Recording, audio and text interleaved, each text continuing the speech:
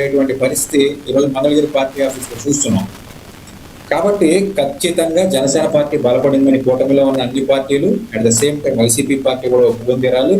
ఖచ్చితంగా వీళ్ళకి కనీసం 50-50 షేర్ కాకపోయినా కనీసం 60-40 షేర్ అయినా జనసేన పార్టీకి ఇవ్వాలి. ఇస్తేనే కదా డెవలప్ అయ్యేది. ప్రత్యామ్నాయ నాయకత్వం డెవలప్ అవ్వాలి అని అంటే జనసేన పార్టీకి అగ్ర తాంబూలం వేస్తే తప్ప ఈరోజు జనసేన కేడర్ ఒప్పుకునేటువంటి పరిస్థితి లేదు. ఇప్పుడు వీళ్ళు చేసే చర్యలను బట్టి రేపొద్దున 2029లో జనసేన పార్టీ ఇప్పుడు కానీ కావాల్సిన సీట్లు ఓట్లు తెచ్చుకోకపోతే రేపొద్దున 2029 ఎలక్షన్ లో ఫెయిల్ అయ్యేటువంటి ఒక ప్రమాదం ఉంది. కాబట్టి పార్టీ యొక్క మనుగడికి ఒక ప్రశ్నార్థకం అవుతుంది. కాబట్టి జనసేన పార్టీ కానివ్వండి, నాయకులు కానివ్వండి, ఖచ్చితంగా కూటమిలో ఎక్కువ సీట్లు తెచ్చుకోవడానికి ప్రయత్నం చేయాలనేది ప్రజల యొక్క ఆకాంక్ష. రైట్ అక్షర్ సత్యం గారు కంక్లూడ్ చేయండి సార్. ఇప్పుడు వాస్తవానికి కేడర్ పరంగా, నాయకుల పరంగా జనసేన 2024 ఎన్నికల బలహీనం అయితే ఉండొచ్చు, కానీ కేడర్ పరంగా బలమైన కార్యకర్తల పరంగా టీడీపీ వైసీపీ కంటే బలమైన భావజాలం ఉన్న వ్యక్తి పార్టీ జనసేన పార్టీ. ప్లస్ అధికారంలోకి వచ్చిన తర్వాత పవన్ కళ్యాణ్ గారు ఒక గిరిజన ప్రాంతాల్లో కానీ, మత్స్యకారుల ప్రాంతాల్లో కానీ, రాష్ట్రంలోని అన్ని ప్రాంతాల్లో తనదైన పనితీరు ప్రదర్శించూ వెళ్ళడం వల్ల ప్రజల్లో ఒక మంచి అభిప్రాయం వచ్చింది. ప్రజల్లో పవన్ కళ్యాణ్ గారు అధికారంలో రావాలని అందరూ కోరుకుంటున్నారు. బాగా బలపడింది జనసేన పార్టీ. అలాగే జనసేన అన్ని వర్గాలు కూడా పవన్ కళ్యాణ్ గారు సీఎం కావాలని కోరుకుంటున్నారు. పార్టీ బలపడింది. దాన్ని గుర్తించమని చెప్తున్నాను నేను. జనసేన పార్టీని, జనసేన నాయకులు, జనసేన పార్టీ యొక్క బలాన్ని తెలుసుకుంటున్నా. మీరు లేని బలాన్ని నేను ప్రదర్శించమంటోలే. జనసేన పార్టీ పవన్ కళ్యాణ్ గారి నాయకత్వంలో ప్రజలందరూ కోరుకుంటున్నారు. రాష్ట్రంలో ప్రజలంతా అధికారులు రావాలని కోరుకుంటున్నారు. విపరీతంగా ప్రజల్లోకి వెళ్ళింది, బలపడ్డదే. దాన్ని మీరు బలహీనపరచకండి, బలం లేదని మాట్లాడకండి అంటున్నా. మీరు అనకపోతే వెళ్ళండి కూడా ఓకే అంటే మాత్రం సరి చేసుకోండి. రేపు పొద్దున ఇంకోసారి అనకంటే మా పార్టీ బలం లేదు, ఎక్కడ బలం ఉంటే అక్కడ పోటీ చేస్తామని లోకు మాట మాట్లాడుతూ ఎక్కడ బలం ఉంటే అక్కడ పోటీ చేస్తే పొత్తు ఎందుకండి? మీరు సింగిల్ గా పోటీ చేస్తే ఎక్కడ బలం ఉంటే అక్కడ పోటీ చేయొచ్చు. పొత్తు అంటే మన బలహీనంగా ఉన్న చోట వాళ్ళ బలం, ఒక టీడీపీ బలం, బీజేపీ బలం ఉపయోగపడుతుంది. వాళ్ళ బలహీనంగా ఉన్న చోట మన బలం ఉపయోగపడుతుంది. అంతే తప్పించి మేము 15% ఇస్తాం, 16% ఇస్తాం, పోనీలో ఒక 1% ఎక్కువ ఇస్తామంటే ఇచ్చుకోండి, మాకు అభ్యంతరం ఏమో లేదు.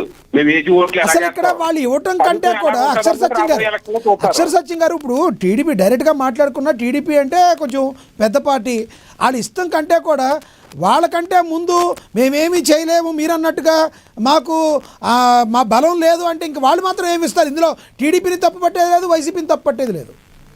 వాళ్ళకి మన తలకాయ ఇచ్చాం సార్. టీడీపీ వాళ్ళకి అదే అంటారు, ఇప్పుడు పలానా ఉంది, పలానా ఇది జగ్గంపేట తాలూకా, జగ్గంపేట తాలూకా, జగ్గంపేట మండలంలో మీ ఎక్కడ బలం ఉందో జీవిత సీట్ ఇస్తాను, పెద్ద ఒక బెంచ్ కారు ఉందో జీవిత సీట్ ఇస్తానంటారు.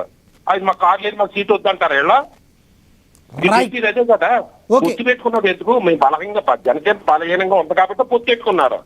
ఆ ఫలితం వాళ్ళకి రావాలి, వీళ్ళకి రావాలి లేదు. ఎప్పుడు టీడీపీ ఎదుగుతూ ఉండాలి, మేము ఇలా వెనకాలే ఉంటామంటే రేపు పొద్దున్న మన జనసేన పార్టీ ఎలాగే ఎదుగుతుంది, ఎలా నిలబడుతుంది?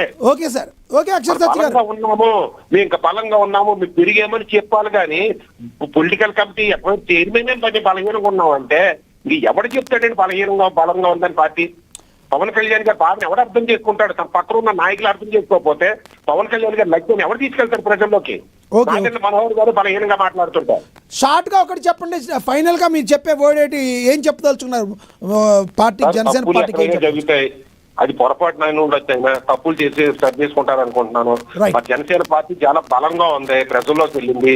అన్ని పార్టీల కంటే కూడా ఎక్కువ పాజిటివ్ ఒపీనియన్ ఉంది జనసేన అంటేనే. దాన్ని నిలబెట్టుకోండి, ప్రజల అభిప్రాయం నిలబెట్టడానికి ప్రయత్నించండి, మీ బలాన్ని మీరు గుర్తించండి.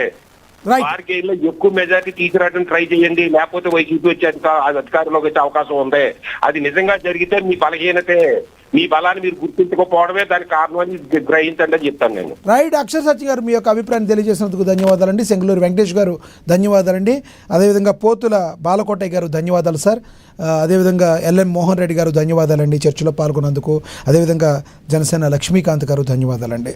ఏది ఏమైనప్పటికీ కూడా జనసేన పిఎస్సి చైర్మన్ నాదెండ్ల మనోహర్ చేసిన కీలక వ్యాఖ్యలు రాష్ట్ర వ్యాప్తంగా జన సైనికుల్లో రెండోసారి కొంత జోష్ నింపినప్పటికీ కూడా మొదటిసారి ఆయన మాట్లాడినప్పుడు కొంత నిరాశలోకి వెళ్ళారు. ఏది ఏమైనప్పటికీ కూడా జనసేనకి సార్వత్రిక ఎన్నికలకు ముందు ఏవైతే హామీ ఇచ్చారో ఆ రకంగా గన సీట్ల పంపకం జరగబోతే వచ్చే సార్వత్రిక ఎన్నికల మీద ఈ ప్రభావం చాలా పడుతుంది. ముందు జనసేన పార్టీ నేతలు మాట్లాడేటప్పుడు, పెద్ద నాయకులు మాట్లాడేటప్పుడు, ప్రథమ స్థాయిలో ఉన్న నాయకులు పవన్ కళ్యాణ్ గారి తర్వాత పవన్ కళ్యాణ్ గారు వాళ్ళు మాట్లాడేటప్పుడు కొంచెం జాగ్రత్తగా